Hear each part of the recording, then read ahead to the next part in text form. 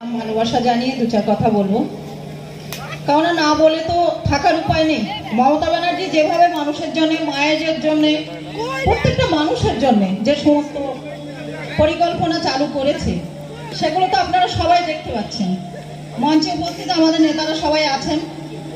তো তিনি আপনাদের জন্য যে লড়াইটা করে যাচ্ছেন সেটা একটা ছোট বাচ্চাও জানে।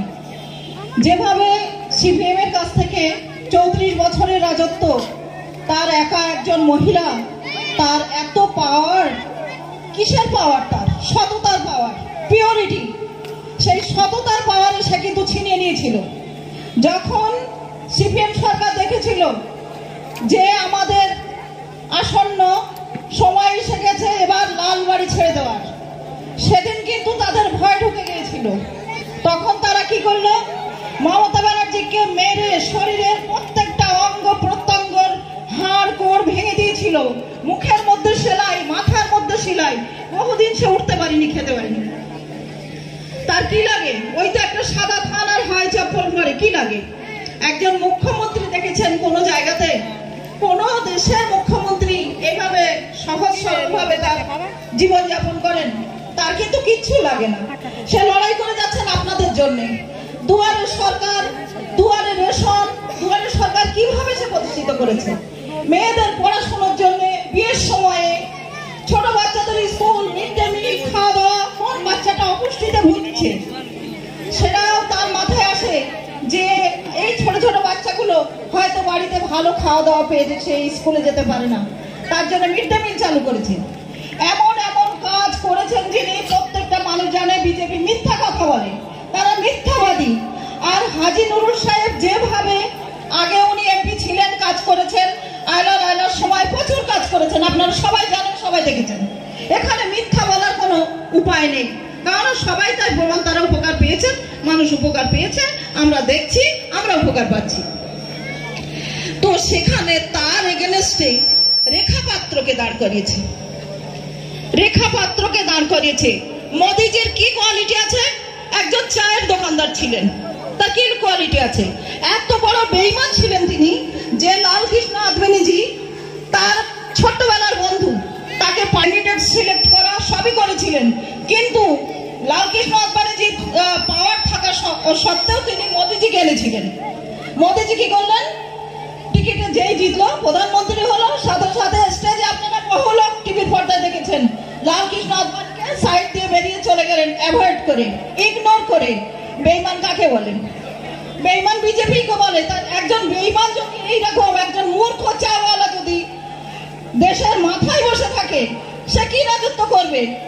একটা অফিসে দেখুন না, একটা অফিসে দেখুন যে হেড অফ দ্য ডিপার্টমেন্ট, ধরুন ব্যাংকে ম্যানেজার যদি ভালো হয়, তার প্রত্যেকটা কর্মী ভালো হবে, হতে বাধ্য। কেননা তার শিক্ষায় শিক্ষিত হয়, তারা প্রতিটা মুহূর্তে তার কাছ থেকে শেখে। ওনার কাছে কি শেখে? ওনার যে কোয়ালিটি, তার থেকে উনি রেখা পাত্রকে দাঁড় গোহারা হারবে, কিচ্ছু হবে না। উনি 2 দিন 4 দিন ঘুরবে, সে লেখাপড়া জানে না, কিচ্ছু জানে, তাকে এমপি টিকিট দিয়েছে। তার সাথে আমাদের হাজী নুরুল সাহেবের কখনো তুলনা হয়? তো যাই হোক, মুখ্যমন্ত্রী মায়ের মতো কাজ করছেন। তার মধ্যে থেকে দেখুন, একটা মায়ের 4টে বাচ্চা হলে 2টো কোথায় যায় খবর রাখে না। কে কিভাবে চলছে? সরকার যেমন দায়ী নয়, মমতা ব্যানার্জি তেমন দায়ী নয়, সেটা তার ব্যক্তিগত ব্যাপার। কে কিভাবে চলে? আমরা মমতা ব্যানার্জিকে সামনে রেখে, অভিষেক ব্যানার্জিকে সামনে রেখে, তৃণমূল সরকারকে সামনে রেখে আমরা কাজ করছি, এবং আপনারা সেভাবে ভোট দেবেন। প্রত্যেকটা জায়গাতে আপনারা সবাই দিকে দিকে তৃণমূলের প্রত্যেকটা প্রার্থীকে বিপুল ভোটে জয়যুক্ত করুন। বিজেপিকে দেশ থেকে দাঁড়াতে হবে, এটা মাথায় রাখতে হবে যে বিজেপির যেন কোনো চিহ্ন না থাকে। একটা তো মিটিং মিছিল দেখছি, ওই যাচ্ছে আর ওই 2-4টে লোক নিয়ে চলে যাচ্ছে, কেননা তাদের উন্নয়ন নেই, তারা যা বলছে মিথ্যা কথা। গ্যাসের দাম বাড়ালো, প্রথমে গ্যাস দিল, মায়েদের ফ্রি গ্যাস দিচ্ছি, ফ্রি গ্যাস দিচ্ছি, গ্যাস নিয়ে কি খাবে তারা? কি খাবে? খাবার তো দিচ্ছে মমতা ব্যানার্জি। তো এখানে অনেকে আছে সবাই শুভ বুদ্ধি সম্পন্ন মানুষ, আজকাল আর কারোর বুদ্ধি কম নেই, সবাই জানে যে আমরা কোথা থেকে কি পাচ্ছি। মায়েরা হাজবেন্ডের কাছ থেকে 100 টাকা পেত না, গরিব মানুষ খেটে আনতে, তাদের মানে নুন আনতে পান্তা ফুরোয়, তারা হাজব্যান্ডরা ওয়াইফদের 100 টাকা 50 টাকা দিতে পারতো না, সেখানে তারা লক্ষ্মীর ভান্ডার পাচ্ছে।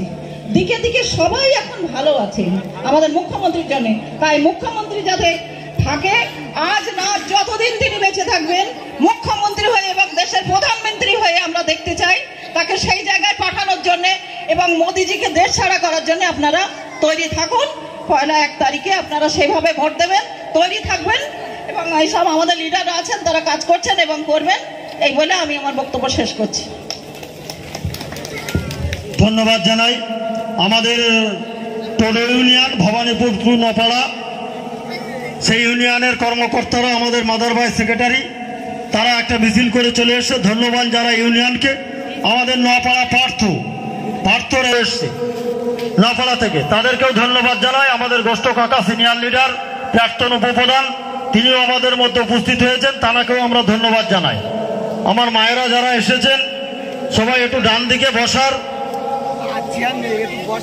আমাদের আইএনটিউসির সভাপতি, বসিরহাট সাংগঠনিক জেলার কৌশিক দত্ত মহাশয়, কৌশিক দত্ত